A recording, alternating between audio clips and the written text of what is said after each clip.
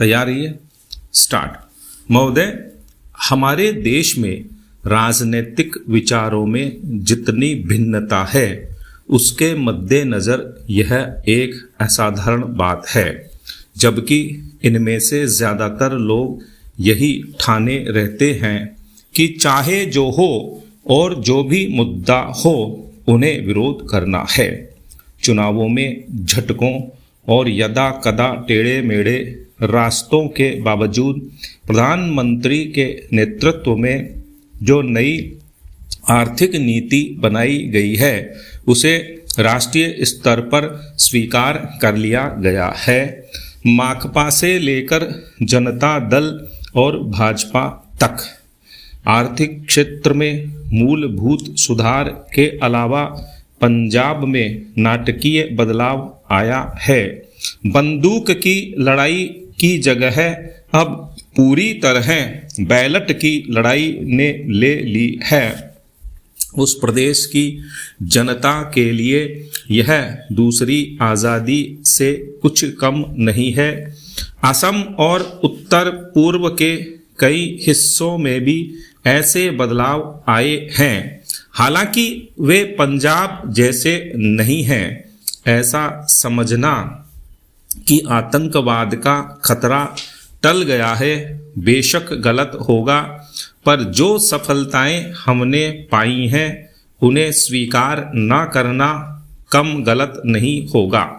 पंचायत और स्थानीय निकायों के चुनाव कराने को भी साधारण काम नहीं समझा जाना चाहिए। इस कदम से महात्मा गांधी के सपने और दिवंगत राजीव गांधी की लोकतंत्र के लिए प्रतिबद्धता फलीभूत हुई है। यह संविधान की अपेक्षाओं के अनुरूप लोकतांत्रिक क्रांति को आगे बढ़ाने का प्रतीक है। इससे हमारे राष्ट्र का लोकतांत्रिक आधार मजबूत हुआ है। पैरा हिंदुत्व के घटते उन्माद का ध्यान रखना भी उतना ही महत्वपूर्ण है।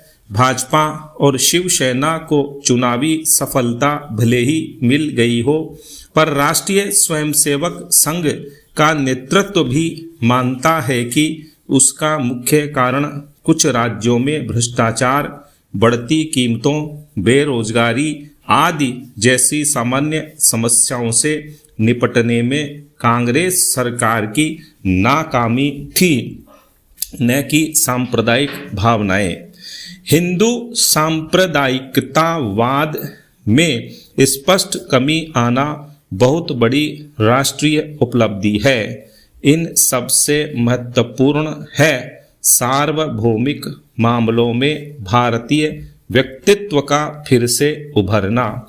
इसके आयाम हमारे विदेश संबंधों में आर्थिक अंश की वृद्धि से कहीं अधिक हैं।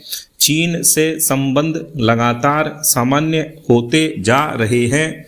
भारत ईरान संबंध फिर कायम हो गए हैं।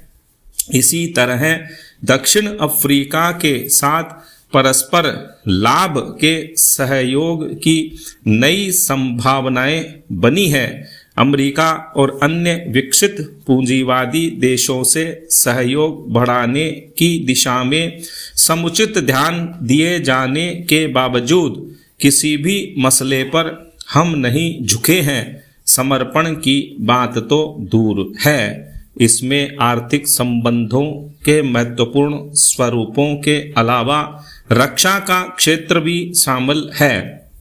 इसका सबसे ताज़ा उदाहरण है परमाणु अप्रसार संधि के मामले में हमारा अपनी नीति पर कायम रहना, जबकि इसके लिए हम पर कई दिशाओं से भारी दबाव डाला गया।